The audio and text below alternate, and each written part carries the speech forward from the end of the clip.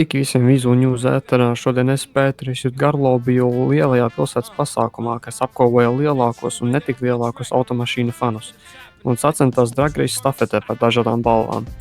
Šīs dienas sižetā būs iespējams ielūkoties vairākās pasākuma norisēs un pāris intervijas ar dalībniekiem. Tiekamies tur! Sveiki, šeit Vizu News ēterā. Esmu es, Pēteris Garlo, kopā ar Džordžiju. Man te ir viens un vienīgs svarīgs jautājums. Kas tev iedvesmoja veidot šo eventu šodien? Man patīk būt, teiksim, tā īsi, man patīk būt sociālam un, teiksim, nedaudz vajag arī jautrīt pilsētā dažreiz. Jā, lai tev veicās ar šo visu. Paldies, lai jums arī veicās šajā naktī. Jā, paldies.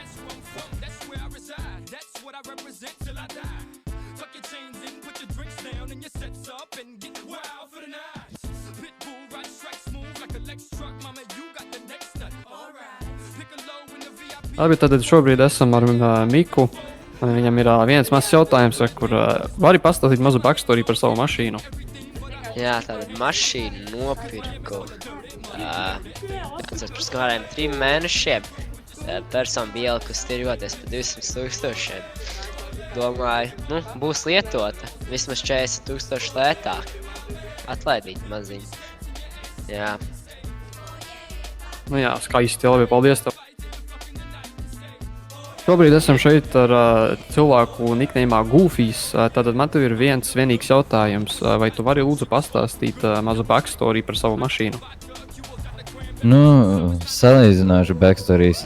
Nav baigi garais, skatoties, kad es to esmu vairāk pašlaik saņēmis kā dāvanu no kādu cilvēku, skatoties, kad es viņam palīdzēju ar viņu biznesu. Attiecīgi es viņam, tā teikt, pieteicos pie viņa darbām.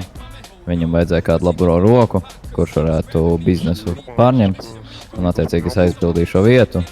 Un tā es arī, tā teikt, nokļuvu pie šādas dāvanas. Pats tēmēju uz kādu citu mašīnu, bet šī ir, tā teikt, mana ikdienas mašīna, kamēr es sasniedzu savu mērķi, nopirku kaut ko mazliet ātrāk un tādu vēl smukāku. Bet, protams, Supra ir brīnišķīgi, man viņa nežēlīgi patīk. Viņas izskats ir vienkārši, konča. Kaut kā tā, jā. Jā, tas ir diezgan skaista dāvana. Labi, lai tev šodien veicās šitajā Drag Race'ā, un tad paldies. Šīs dienas sižetā ar jums bija Pēteris Garlo. Paldies, ka noskatījāties un uz tikšanos līdz nākamajai reizei.